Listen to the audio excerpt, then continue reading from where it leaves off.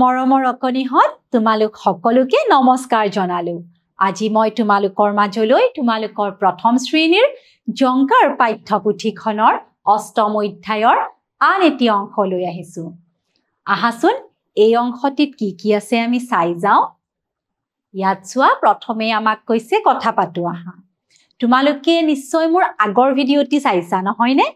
আগৰ ভিডিঅ'টোত আমি বেলি আৰু বতাহৰ সাধুটো শুনিছিলো। সকলোৰে মনত আছে নিশ্চয়। গতিকে আহা আজি আমি তাৰ ওপৰত ইয়াত দিয়া প্ৰশ্নসমূহৰ কথা পাতি যাওঁ। প্ৰথমতে কি কৈছে চোৱা, বেলি আৰু বতাহৰ কিয় মতভেদ হৈছিল? কিয় হৈছিলে? বেলি আৰু বতাহৰ মাজত কোন বেছি বলৱান তাকে লৈ তেওঁলোকৰ মাজত মতভেদ হৈছিল, নহয় জানো? তাৰ পাছত চোৱা, অৱশেষত বেলি আৰু বতাহে কেনেকৈ বল জুখিবলৈ ঠিক কৰিলে? তেওঁলোকে কেনেদৰে নিজৰ বল জুখিবলৈ ঠিক কৰিছিলে? তেওঁলোক দুয়োৱে কি কৰিছিলে? বাটেৰে অহা বাটৰুৱাজনৰ পৰা এৰী চাদৰখন যিয়ে এৰুৱাব পাৰিব তেওঁৱেই বেছি বলৱান হ'ব, এই বুলি তেওঁলোকে নিজৰ বল জুখিবলৈ ঠিক কৰিছিল, নহয়নে? ইয়াৰ পাছত চোৱা, বতাহ জোৰকৈ বলাত বাটৰুৱাজনে কি কৰিলে? যেতিয়া খুব জোৰেৰে বতাহ বলিছিল তেতিয়া বাটৰুৱাজনে কি কৰিছিলে? তেতিয়া বাটৰুৱাজনে এৰী চাদৰখন গাত মেৰিয়াই লৈছিলে, নহয়নে?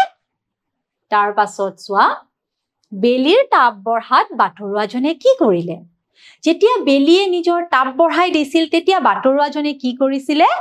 তেতিয়া বাটৰুৱাজনে গাৰ পৰা তেওঁ মেৰিয়াই লোৱা এৰী চাদৰখন আঁতৰাই পঠিয়াইছিল, নহয়নে? ইয়াৰ পাছত চোৱা, বেলি আৰু বতাহৰ মাজত কোন জিকিল?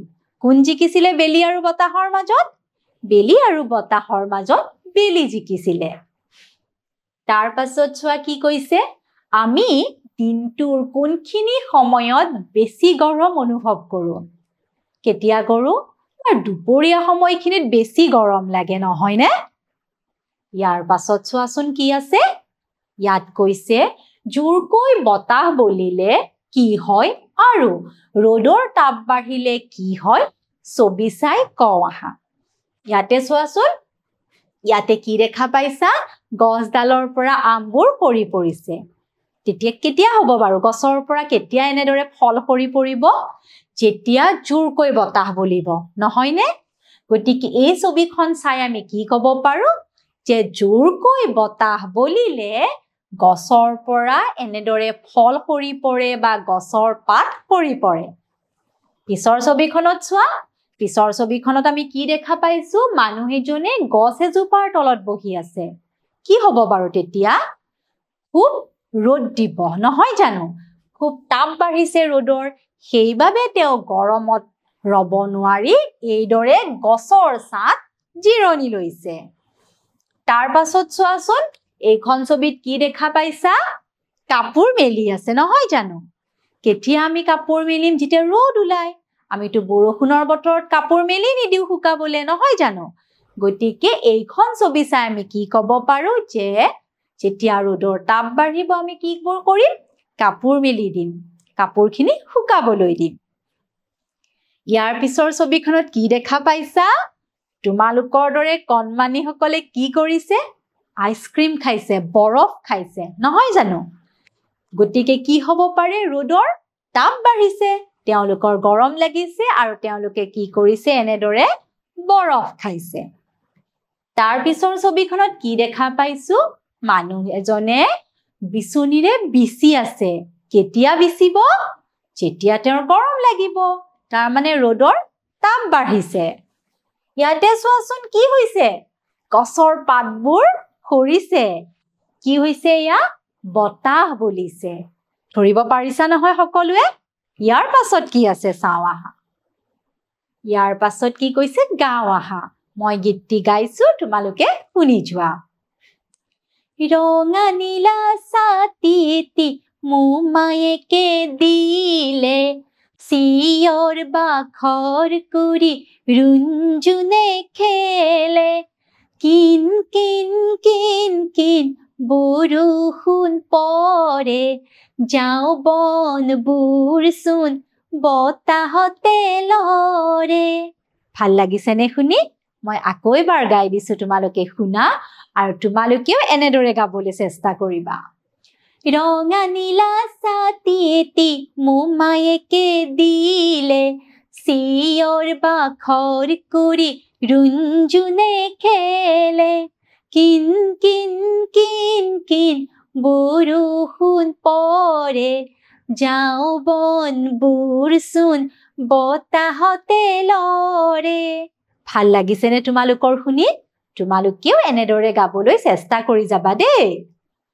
ইয়াৰ পাছত চোৱা কি কৈছে ছবি চাই নাম কওঁ আহা ইয়াতে আমি ছবি চাম ছবি চাই নাম কওঁ এখন কিহৰ ছবি জিয়া এয়া কি কৰিছে ঝুমুৰ নাচিছে চাহ জনগোষ্ঠীৰ মানুহসকলে লোকসকলে কি কৰে ঝুমুৰ নৃত্য কৰে এয়া ঝুমুৰ নৃত্য এইটো কিহৰ ছবি হাড় তোমালোকে দেখিছা নহয় হাড় গৰু এইটো টিয়া এইডাল ঝাৰু আৰু এইটো কি এয়া কিহৰ ছবি কাঠি ধৰিব পাৰিছা নহয় ইয়াৰ পাছত কি আছে চাওঁ আহা ইয়াত আমাক কৈছে নিয় জ আৰু স থকা শব্দত ঘেৰ দিওঁ আহা প্ৰথমে এবাৰ মই পঢ়িছো তোমালোকে শুনা আৰু তাৰ পাছত আমি ইয়াত থকা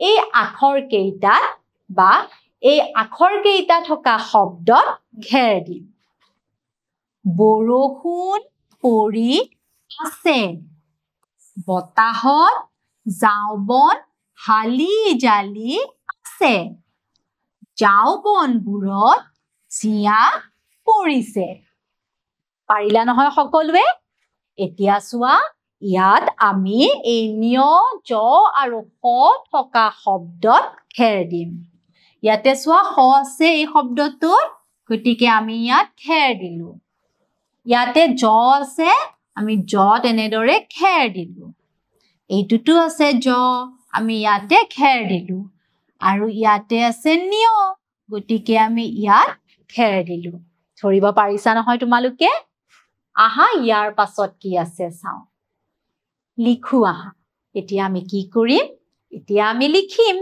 চোৱাচোন মই কেনেদৰে লিখিছো ইয়াত আমি প্ৰথমে এনেদৰে লম ধৰিব পাৰিছা নহয় তাৰ পাছত আমি এনেদৰে দি দিম এইটো কি হ'ল এইটো হ'ল নিয় চোৱা মই আকৌ এবাৰ লিখিছো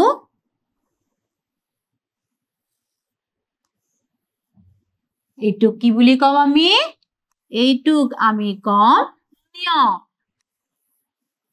পাৰিবা নহয় তোমালোকে তাৰ পাছত চোৱা আমি কি লিখিম স এনেদৰে আনিম আৰু দিলো এইটো কি হ'ল এইটো স ধ্বনি আৰু ইয়াৰ নামটো আমি ইয়াক কি ক'ব পাৰো মূৰ্ধন্য স বুলি ক'ব পাৰো মূৰ্ধন্য স এই আখৰটোৰ নাম আৰু ইয়াক আমি উচ্চাৰণ কৰিম কেনেদৰে স ইয়াতে চোৱা মই আকৌ এবাৰ লিখি দেখাইছো তোমালোকে ধৰিব পাৰিছা নহয় সকলোৱে তোমালোকেও এনেদৰে লিখিবলৈ চেষ্টা কৰি যাবা হ'ব ইয়াৰ পাছত চোৱা কি আছে এবাৰ আমি লিখিম কি এই আখৰটো এইটো হ'ল কি এইটো হ'ল জ এনেদৰে দিলো তাৰ পাছত এনেদৰে দি দিলো এই আখৰটো কি হৈ গ'ল জ চোৱা মই আকৌ এবাৰ লিখিছো প্ৰথমে আমি মাত্ৰা দিলো তাৰ পাছত আমি এনেদৰে দিলো এইটো হ'ল জ মই আকৌ এবাৰ লিখি দিছো চোৱা এইটো হৈ গ'ল জ তাৰ পাছত চোৱা ইয়াতে এবাৰ আমি কি কৰিম লিখি যাম আকৌ হ'ব আমি কেনেদৰে লিখিম প্ৰথমে আমি লিখিম নিয় নিয় নিয় ন্য তাৰ পাছত আমি লিখিম হ হ হ হ তাৰ পাছত লিখিলো আমি জ জ আকৌ এবাৰ লিখিলো আমি জ ধৰিব পাৰিছা নহয় তোমালোকে ইয়াৰ পাছত চোৱা কি আছে আস্তানি মিলোৱা ইয়াতে আমি নাম কেইটাৰ লগত এই ছবি কেইখন আস্তানি মিলাম এইটো কিহৰ এইটো হল জিয়া গতিকে আমি ইয়াৰ লগত মিলাম হাৰৰ লগত মিলাম জাৰুৰ লগত মিলাম ইমানখিনিলৈকে নিশ্চয় তোমালোক সকলোৱে বুজিব পাৰিলা নহয় জানো তেনেহলে আজিলৈ আহিছো পুনৰ আহিম তোমালোকৰ মাজলৈ এই অধ্যায়টিৰ আন অংশলৈ ধন্যবাদ